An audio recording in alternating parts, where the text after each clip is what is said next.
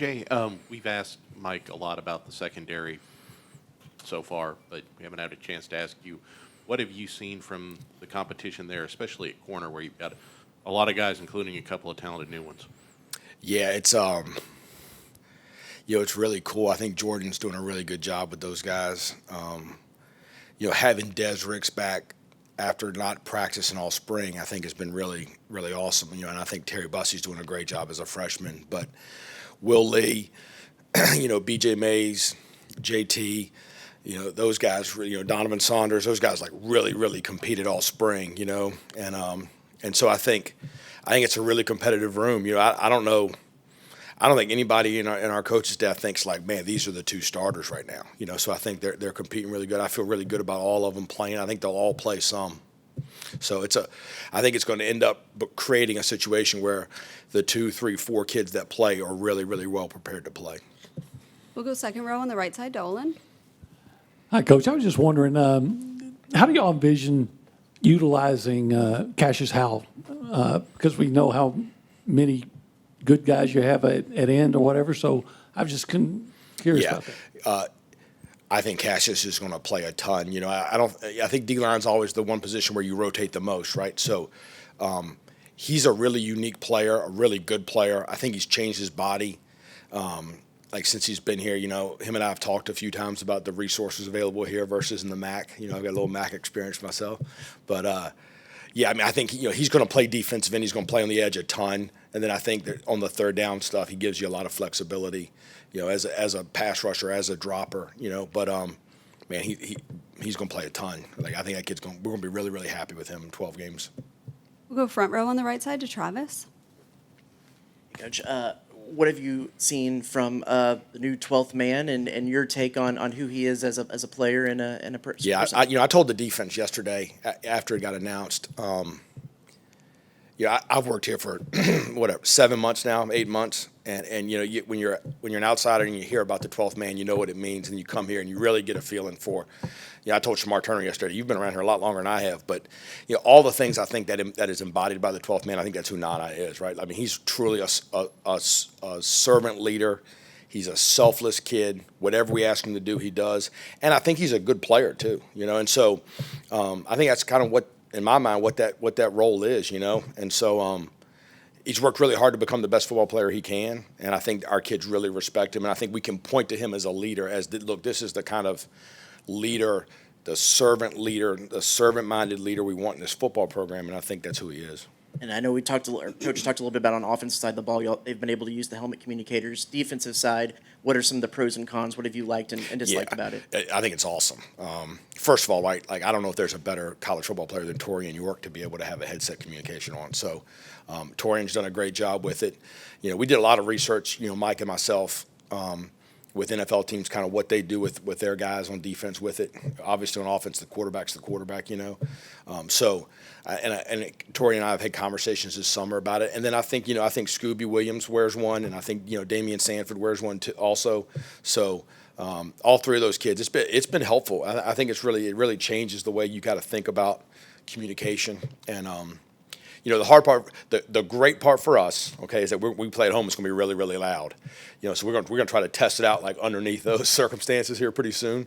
But I think it's a game changer for us as far as communication, signals, all that stuff. We'll go second row on the left side to Alex and then Brent. What do you think the defensive line is capable of, and how have you seen Shamar Stewart in particular grow over these last few months? Yeah, Shamar Stewart is a tremendous kid. You first meet him, you're like, oh my, this guy looks like $1 million. It's like, I told one of the NFL guys that was here that during the offseason, I said, if you gave me and you 2 hours in a lab to build a defensive end, they would come out looking like Shamar Stewart.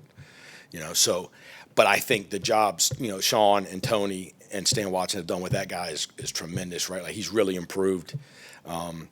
So I think you're going to see a problem. If I'm an offense coordinator, I better know where that guy is. So I think Shamar's done a great job. But I think the D-line, I think there's a lot of really good players. And I think we're going to be able to be really fresh and attacking, and I think it's going to be a huge plus to our defense.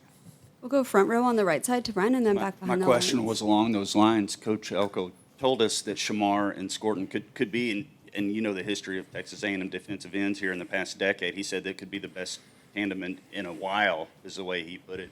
Would you agree with that? Yeah. And just speak to that. Yeah, I mean, I think Nick's tremendous. Shamar's tremendous. Cassius Howe is tremendous, right? Rylan Kennedy's tremendous, right? So I think obviously Shamar and Nick and Cassius have played a lot of football, right? I think Rylan Kennedy's coming along with it too. But certainly I think when Shamar and Nick are out there, those are two big. I mean, those are two NFL players, right? And that helps a tremendous amount. We'll go back behind the lights in the middle to Tyler. Jay, how would you say yours and Mike's kind of defensive philosophies align and mesh and just the working relationship you guys have? And then I don't know if you've decided or no, but in game, are you going to be on the sidelines up in the press box? Yeah, I'm going to be in the press box. I've kind of gone back and forth with that, but I do think with Mike on the sideline and me in the press box, like Mike can't be in the press box. I don't think, not like we'll let him do that. But so I'm going to be in the press box. I like it better up there calling the game, and you can see it a little bit better, especially with, like I'm very confident in our staff, like the ability to communicate and drive what we believe in as our standard of excellence on defense on the sideline. My relationship with Mike and how we built this thing, we've been very similar for a long time, So a lot of it's just the terminology, but a lot of the same thought processes are there, And so I think it's been really cool. It's been great. We'll do one more back on TV row on the left side to Donna. Coach, you've obviously got a lot of playmakers on the defensive side of the ball, especially with Torian York especially. What makes him such a special player and at such a young age with just a year of experience? Yeah, I think he's a testament to what hard work produces, right? In every facet, he is ate up with becoming the best football player he can be. So it's the weight room, it's his diet, it's everything. I think he's moving better than he at any point last year, and I think he's stronger than he's ever been. I mean, he's changed his body, but like the amount of time he puts in, the single-minded focus he has with football, I think is rare, and I mean it's elite. So that's why. That's how. I mean, I think sometimes when you have a kid like him, you shortchange the fact that he is a really good player athletically, right? But it's the other stuff that makes him like special. We'll go second row on the right side to Carter. Jay, I know Shamar Turner said that he gained, I think, 30 pounds this offseason, and obviously the move to D tackle, probably important for him to do that. What do you think, plugging the middle, defending the run, how do you think he'll fare in those situations? Yeah, I think he'll do pretty good. Yeah, I am not worried about Shamar Turner, right? I mean, he played a little bit inside last year. He's gained some weight, he's gained some mass on his body, but I don't think it's like dead set that's where the only spot he plays either. So yeah, I don't worry about his run defense when he's inside. He's a pretty good player, man. We'll go third row on the left side and then Cease.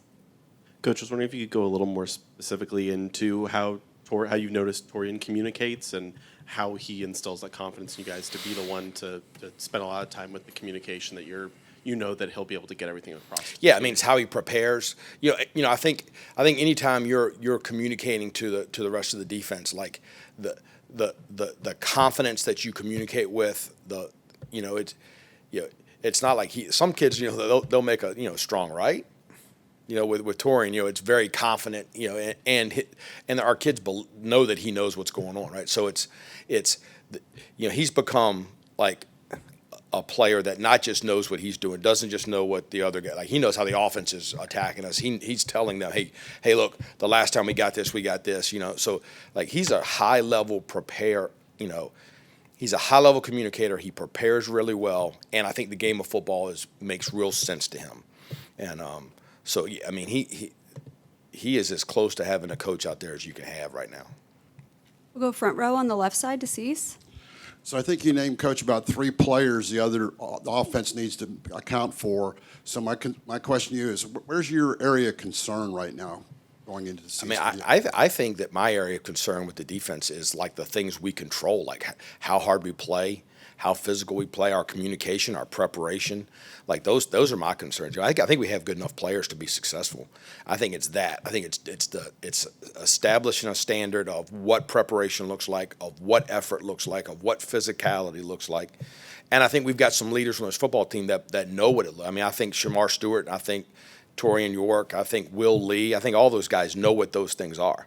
So it's establishing that standard and meeting that standard. I think that's what drives me right now. We'll go second row on the right side to Carter. Mike mentioned Solomon the Shields had a huge practice last night and felt like he really had his feet underneath him. I'm wondering what you saw from him last night. Yeah, and I mean, the whole group too. At he, linebacker. I think he wasn't here in the spring, obviously, right? So the summer he worked really hard, and I think it's starting to come a little bit, right? The first day it was like, wow, this is fast,